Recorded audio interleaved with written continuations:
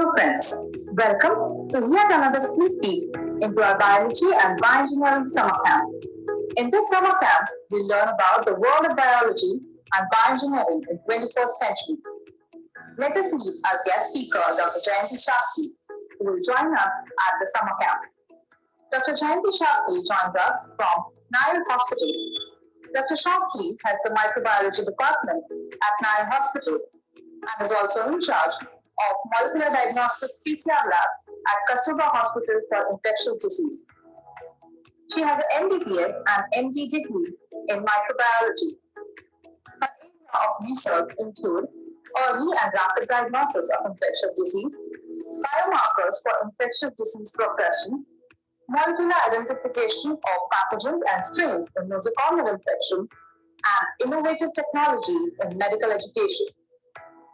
She takes keen interest in hospital infection control, external and internal quality control, all activities related to ICTC, including NABL accreditation and revised National Tuberculosis Control Program, RNTCP. The Molecular Diagnostic Lab at Kasturba Infectious Disease Hospital was commissioned under her expert guidance and supervision. This has played a major role during the COVID-19 pandemic, as the PCR lab was the only lab performing COVID tests during the initial period of pandemic. Dr. Shastri's efforts have resulted in many publications in various peer-reviewed journals. She is also involved in conceptualization of many collaborative projects with institutes like NIRRH, IIT Bombay, and THST-HR, etc. We are very excited to have with us Dr. Jayanti Shastri. See you at the summer camp.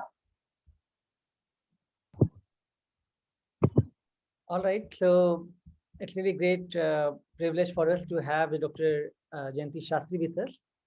As I already mentioned to all of you that she is one of the most renowned and knowledgeable clinician here who has really helped in the COVID-19 pandemic. And we're all very fortunate that in the summer camp, she is willing to share her insights and some of the interesting concepts to talk to all of you. So Dr. Shastri, over to you. Thank you very much, Dr. Sanjeeva, for this kind introduction, and good afternoon to all of you. It's indeed my honor and privilege to speak to the students in this summer camp. And what I thought useful for the students, that is the topic which I selected for today. I will touch upon COVID-19 also, and I'll be very happy to answer any of your queries and questions. So if I could please share my screen.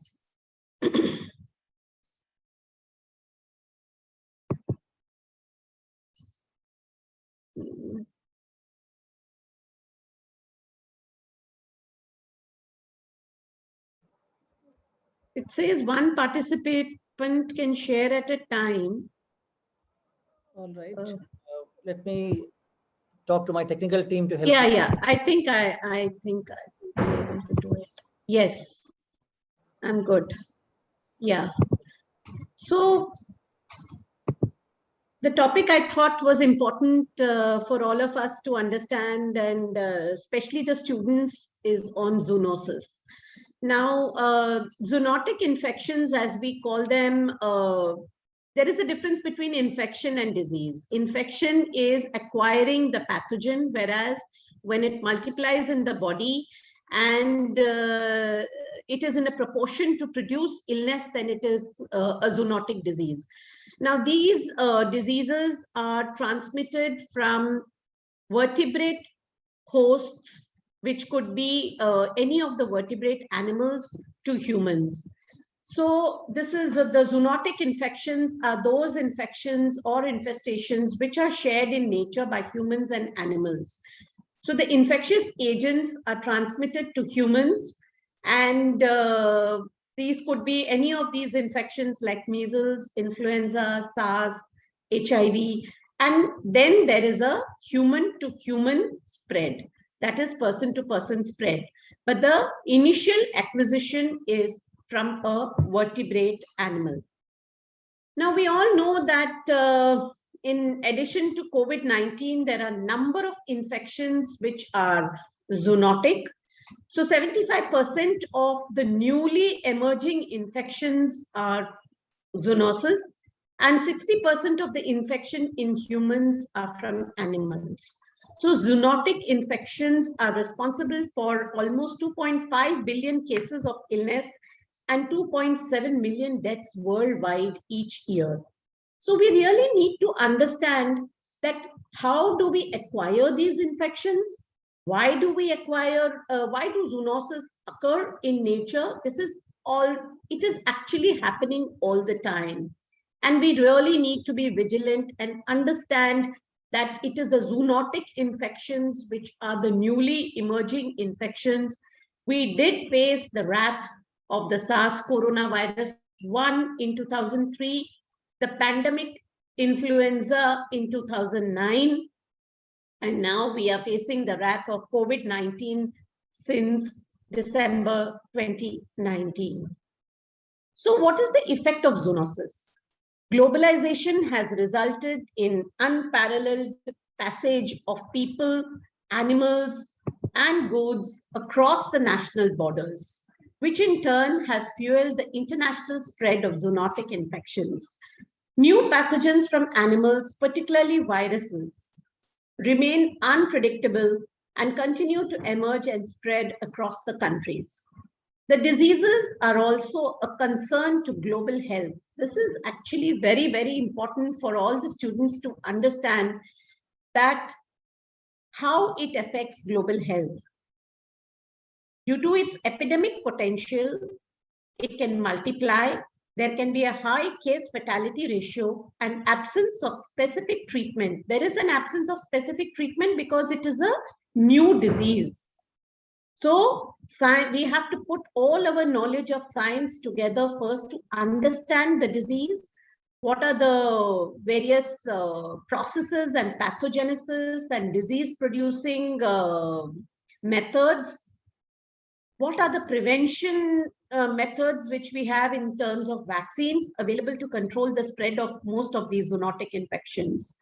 So as the world is getting interconnected, as the transportation across globes is becoming very easy, emerging zoonoses in one country can potentially constitute a threat to global health security.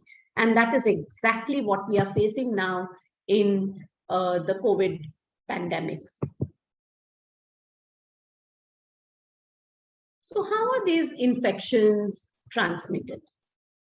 It could be a fecal-oral, which is, as I said, it could be due to bacteria, It could be due to bacteria or due to parasites.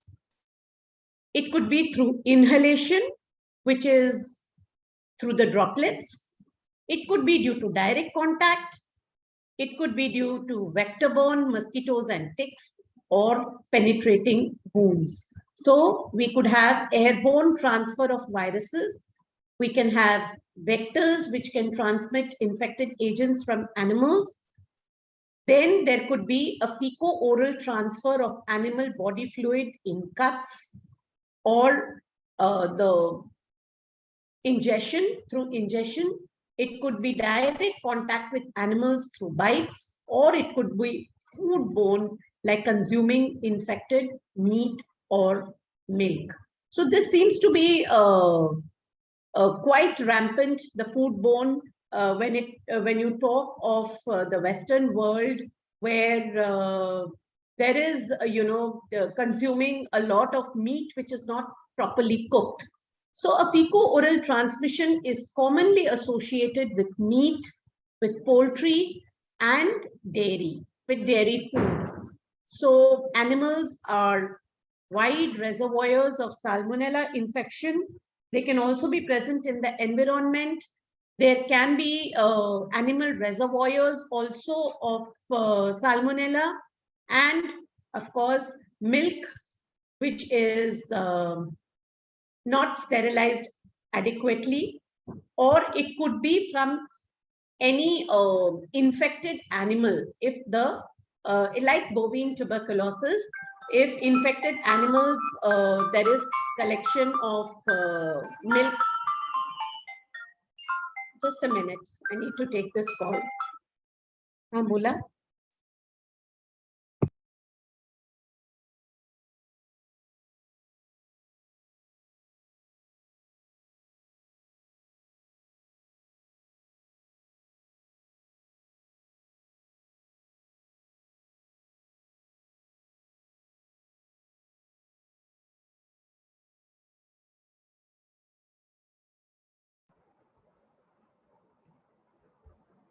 So participants, this is actually another opportunity for you also to pose your questions in the chat box, whatever comes to your mind.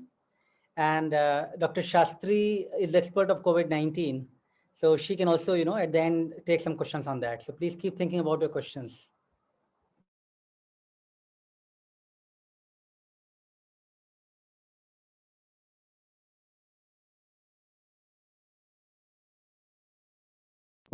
Sorry, there was an urgent meeting, so we have just got it postponed. I'm extremely sorry for this interruption. So, as I said, that milk, as the dairy products, poultry can be infected with salmonella, and this is the fecal-oral spread of the bacteria which causes typhoid.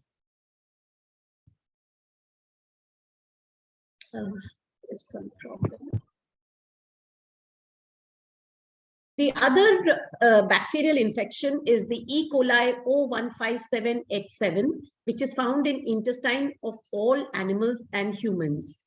And this is found in cattle and maybe in deer also, and it produces a toxin.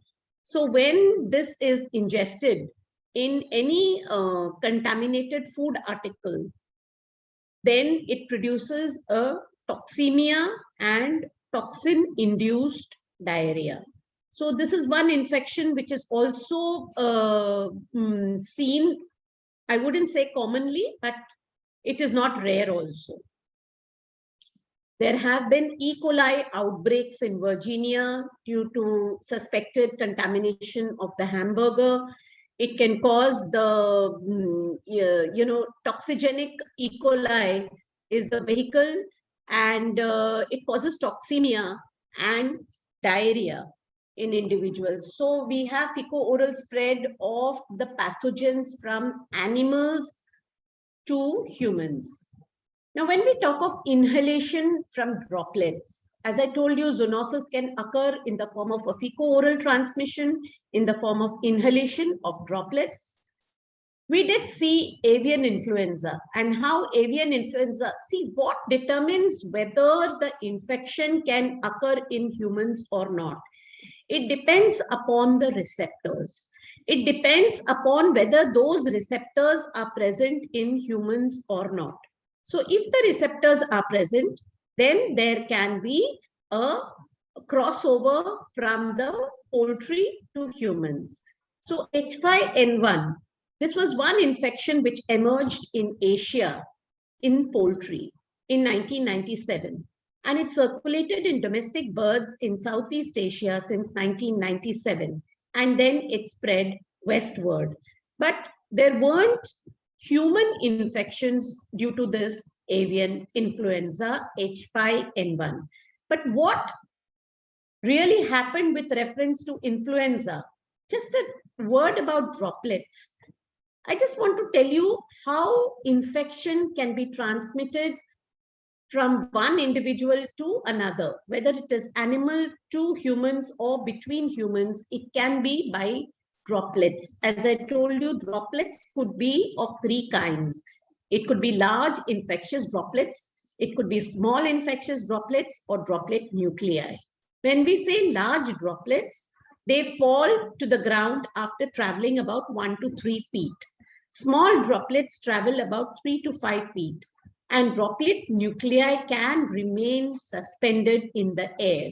And that is how we get tuberculosis. And in tuberculosis, it is known that it is the droplet nuclei which can contribute towards development of tuberculosis, transmission of tuberculosis. Whereas in cases of COVID-19, these are small infectious droplets which can travel about 3 to 5 feet. And in case of the next infection, which I'm going to talk to you, is the 2009 pandemic H1N1. I did mention to you about H5N1. Now, the influenza virus, which is a influenza A virus, has got hemagglutinins and neuraminidase spikes, and it has 8 segments in its nucleic acid. So, depending upon the number of hemagglutinins and neuraminidase, it is given a number. So H5N1 means it had 5 hemagglutinins and 1 neuraminidase, whereas the pandemic H1N1, which was responsible for the 17,000 deaths worldwide, it originated in pigs from a very small region in central Mexico. Researchers, in fact, put all their art of genetic analysis to identify the precise location and main molecular transformations that allowed a pig influenza virus to jump to humans.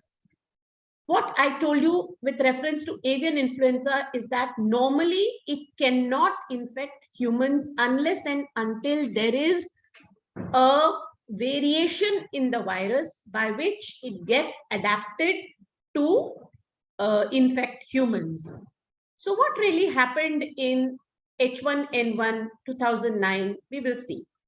And the only other pandemic, which was the Spanish flu, which killed 50 to 100 million people in 1918. And it, in fact, the infection was in 3 to 5% of the world's population.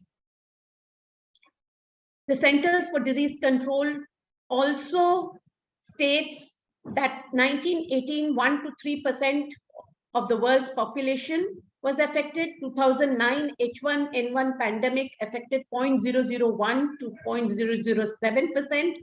And the current estimate of COVID-19 pandemic is about 1.4%. So the present influenza H1N1 virus is a new virus. As I told you that there is assortment which takes place in the environment, and new emerging viruses are there. So this was an influenza virus which affected humans. It contained segments from the pig, bird, and human influenza viruses in a combination that was never observed before. New viruses are often the result of reassortment of genes from 2 other viruses. So there is swapping of the genes. So this H1N1 virus, which is influenza A virus, is a result of combination of 2 swine influenza viruses that contain the genes of avian and human origin.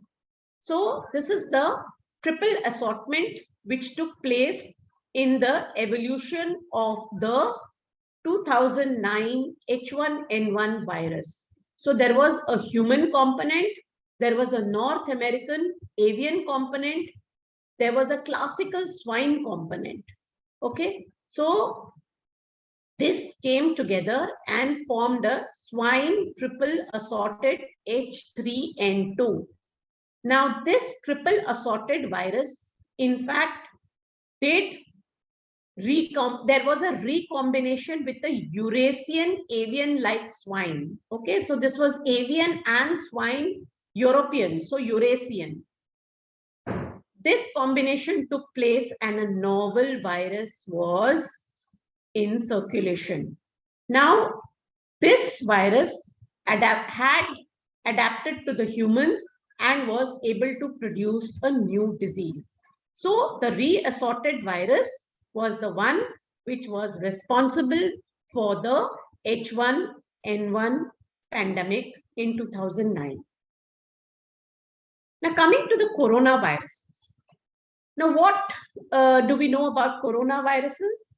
The SARS-CoV-1 was the one which emerged in the Guangdong province of China in 2003. It did infect a number of South Asian population. There was a pneumonia-like illness. The airports were shut.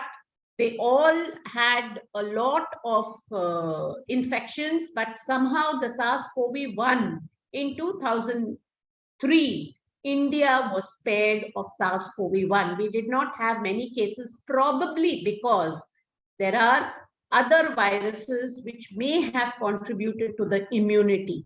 So there is cross protection between coronaviruses. Corona, because it is like the ray of the sun, the crown. So the human coronavirus 2229E, NL63, OC43, Hong Kong U1. Now, Middle Eastern virus in 2016 affected camels.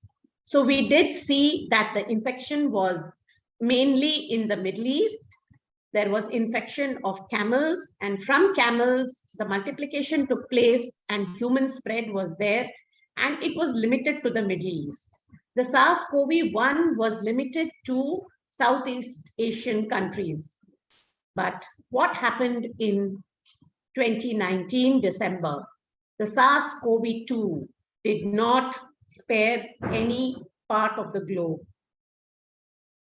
So COVID-19, coronaviruses, these are a family which infects humans and animals. Now, what they saw in SARS-CoV-1 was that it infects a lot of civet cats. Now, SARS-CoV-2 specifically has got the spike protein, which attaches itself to the ACE2 receptors in the body, which is maximum in the respiratory epithelium.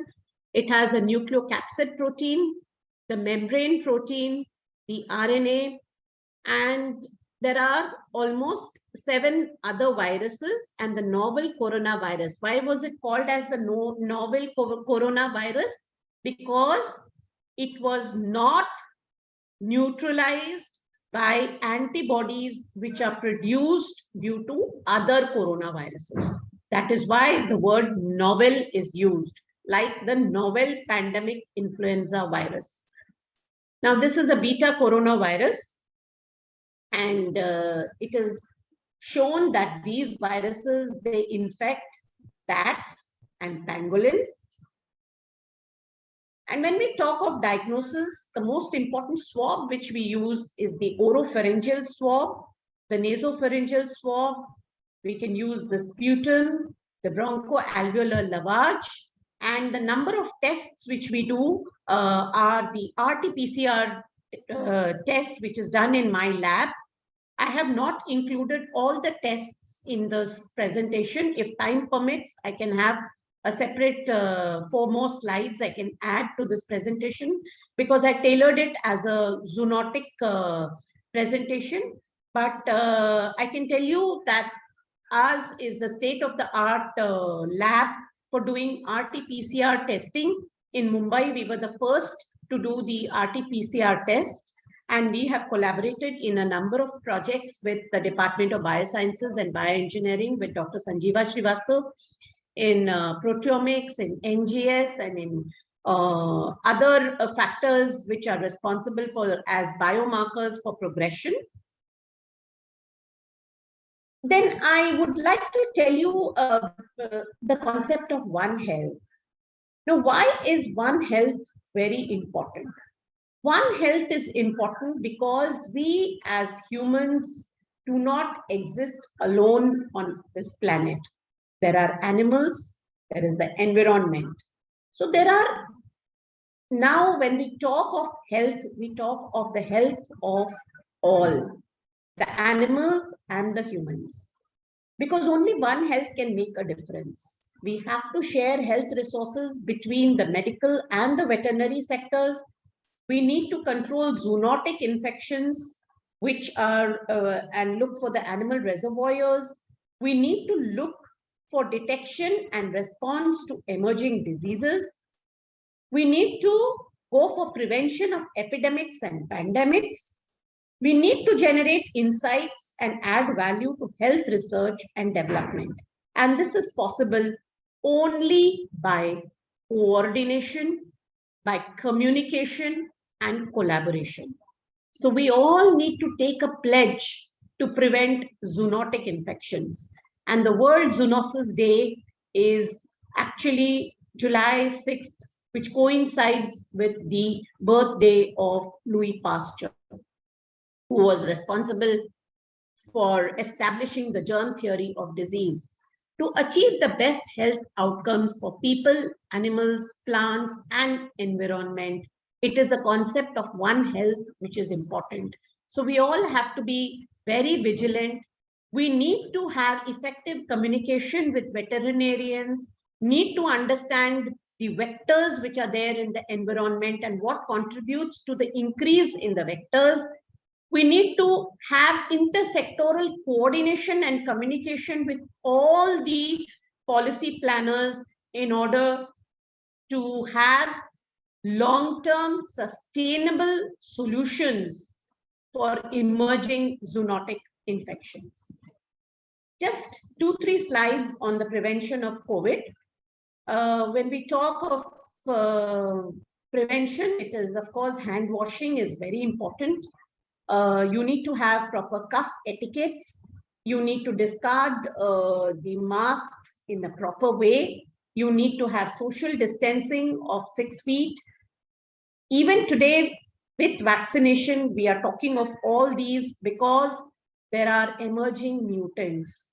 When there are emerging mutants, we really don't know whether our body will sustain the attack by any of these mutants.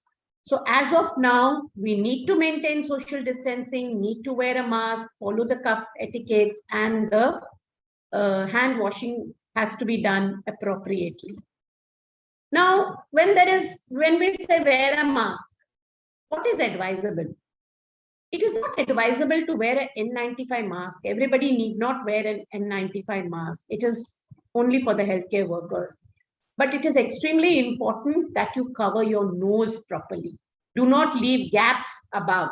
So you need to have nose clips and fix the mask properly on the nose and cover your mouth.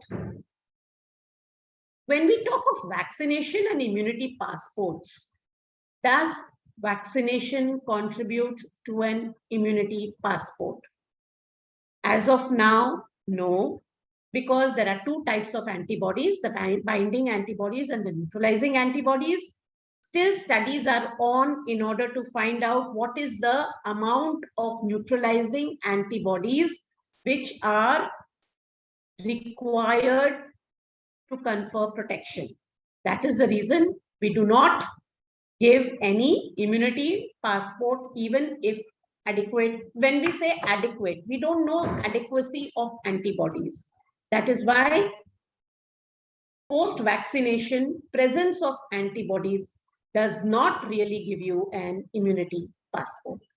With this, I would like to share with you that our lab is one of the reference molecular labs of the Municipal Corporation of Greater Mumbai, and we've been in action since 2007. And these are our staff. And I thank my staff who have worked tirelessly right from February 2020 and still continue to wage this war against COVID-19. And I'm sure together we will fight and combat and win over this virus. Thank you very much for a patient hearing. If you have any questions, please feel free to ask. Dr. Shastri, thanks so much for the wonderful lecture. And, I'm sure participants have been asking a lot of questions on the chat. If they have some questions, they are raising hands. They will take some questions here. Sure. But I appreciate, all the efforts you and your team has put in against COVID-19. And I have seen like how busy you have been, but still able to manage time for everything. And we appreciate that you manage time for the summer camp today as well. So we will take some questions from the participants. I think if you can unshare the screen, Dr. Shastri, and we'll Yeah, 1 minute. We do that. Pause share. All right. So we'll start with the Mahima the first. Mahima, you can unmute yourself.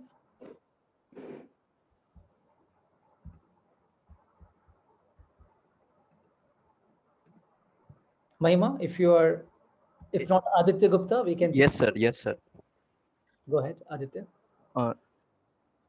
Sir, You want me to see the chat and answer the questions, or are they going to ask? I think they are raising hand. First, we take those who are raising hand, and then something. Hello. Go ahead, Aditya. Sir, it's Mahim now. Sir, this might sound like a wild idea, but my question is to both Shastri ma'am and to you, sir. Is there any chances to repurpose veterinary drugs for human purpose? Like, would it be effective because virus jumps to change their host, and there must be similarity in mode of entry in cells because transmission is amongst host of same or closely related classification group, and also viral structure doesn't change completely. So is there any chances to repurpose veterinary drugs for human purpose? I'm sure that is possible, but I'm sure there must be the pharmaceutical companies who must already be doing that. But I will tell you one thing. Unfortunately, see, we work a lot in leptospirosis. And because of leptospirosis as a huge zoonotic disease in Mumbai, we know how veterinary science is very much neglected in this country. And what I wanted to address through this lecture, and I really thought it was an opportunity, is we cannot look at human disease standalone. That is the reason now Westerners have also taken this very seriously as a One Health concept.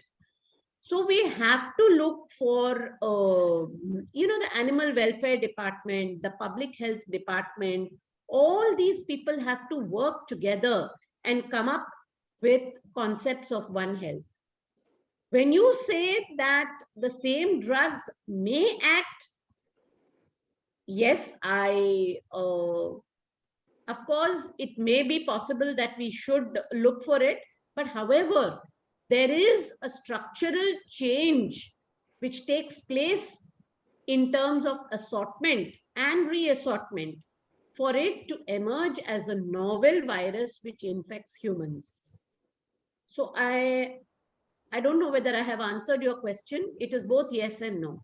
Dr. Shastri, I'll just add to this. So, Mahim, as in this particular, the summer camp, you will be also given more exposure about the concept of drug docking and drug repurposing, right? So idea is same, and I think you have a very nice idea given that, there is so much viral transmission happening from human to other animals. So I think that's where looking at the possible drugs, even for the veterinarian side, and doing their docking and coming up with some predictions could be really powerful way of at least getting ready, for more of the, possible future repurposed drug. But again, a lot of unknowns will be there. And again, some clinical trial still has to be done to check for their efficacy against human, right? So Aditya Gupta, now we can take your question. Yes. So I wanted to ask, like, we know that COVID-19 is a pulmonary infection. However, we had seen, like in the case of the journalist Rohit Sardana, that it is causing heart attacks. So my question is, how can a pulmonary infection cause heart attacks? Yeah. So let me also tell you that when we say it's a pulmonary infection, it's initially a pulmonary infection. But later on, what happens is, as part of the disease process, there are lots of microemboli which are circulating in the body.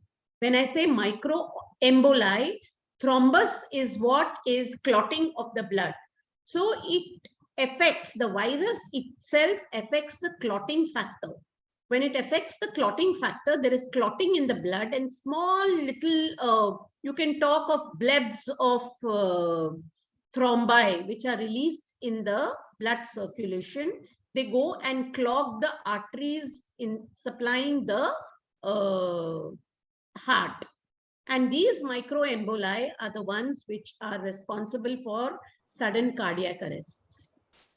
Great. Siddharth Gupta? Yes, ma'am. Yes, sir. The next question. Hello, ma'am. Hello, sir.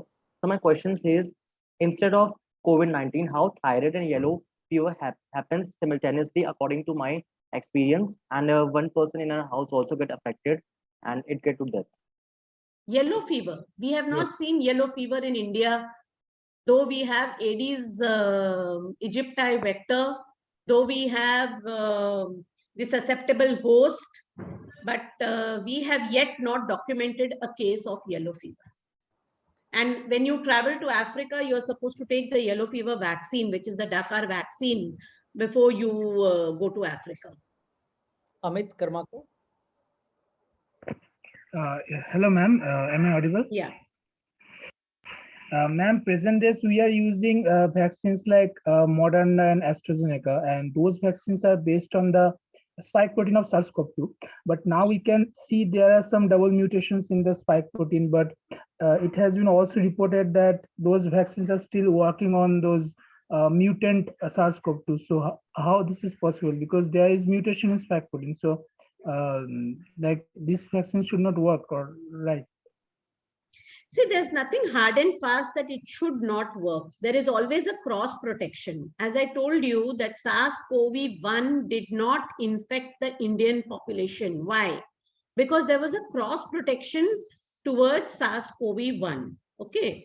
So when you're talking about double mutation and other things, it has been seen that Pfizer and Moderna vaccines, these are the mRNA vaccines, the efficacy of their efficacy is about 95%. So probably it is efficacious against the double mutant also, as against the AstraZeneca, which is offering cross protection to the UK strain. Whereas we still don't know, we are yet to prove anything with reference to the double mutants. There is a high level of cross protection. However, our scientists in NIV Pune are doing the necessary experiments in order to prove whether the antibodies produced in response to COVID-19 are also effective against the double mutant.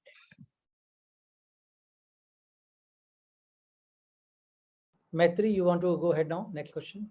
Yes, sir. Yes, sir. So my question is that in some people, why are the post-COVID complications more serious than the infection itself? That is because they have certain comorbid conditions. There could be, they may be immunocompromised. Diabetes, which is very common in this country, it just goes unnoticed. Many times people don't know that they are diabetic. So what happens is diabetes itself is a metabolic disorder which facilitates the multiplication of the virus in the body. And there are other autoimmune diseases like lupus erythematosus and other rheumatoid arthritis. These are the conditions in which, again, the virus gets upper hand in multiplication in the body. So with all this, what happens is and we cannot predict and who is going to, that is the reason we do not have a single biomarker, okay? Because a lot of host factors are responsible in the outcome of the disease. That's absolutely right. So Krishna, you are the next person. You want to ask? Hello, ma'am. Ma'am, my question is that as we say, the COVID-19 can stay alive in cardboard for 24 hours, in glass for 96 hours, and etc. So if a COVID-19 person sneeze or cough and the virus stuck in the animal's body, so how much time it can alive in his body? It all depends, on the concentration. Now, this is a question which, if you say how much of disinfectant is required for disinfecting so much of the sputum or any of the fluids, we are not able to say, because it all depends upon the infectious virus particles. In one sneeze, see, I'll tell you, when we do the RT-PCR test, we have something called as a cycle threshold value. Now, the CT value tells you about the virus, the amount of virus which is present. Now, if the CT value is low, then the virus, we say the viral load is quite high. So there are individuals with high viral loads, there are individuals with low viral load. So depending on that, one sneeze can generate a range of infectious virus particles. So we take a standard thing that when you have pets in the house, you have to really practice a lot of hygiene. Okay, ma'am. Hygiene in terms of cleaning the pets, in terms of even wearing a mask when it comes to all this. Hand hygiene is, of course, cannot be compromised. And anything, you can't sort of be at very close quarters also with your pets.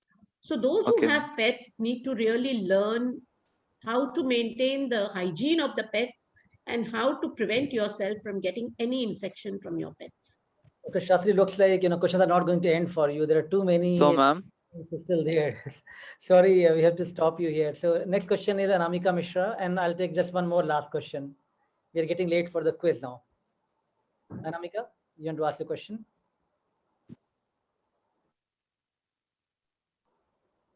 Anamika Mishra? sorry, sir, but I have to ask one more question to Yeah. ma'am. Yeah. Ma'am, so as we say that in each droplet, as we sneeze, there are 40,000 droplets came out of our body, and each droplet contain 20 lakh to coronavirus. So it depends on how much COVID-19 is present in the body. Absolutely right. I have a very good question in the chat, which I think I must answer. The question which is being asked in the chat is about women and men. So here there is some good news for women that, estrogen is a very important hormone which prevents the multiplication of the virus in the body. So what we saw in the 2020 pandemic also, and what we are seeing now also with the mutants, is that women have, they clear the virus faster. The morbidity and mortality is less in women as against men with the same kind of comorbidities. So women have some natural protection with reference to the virus. One last question we can take. All right, there are some hands. Shrishti.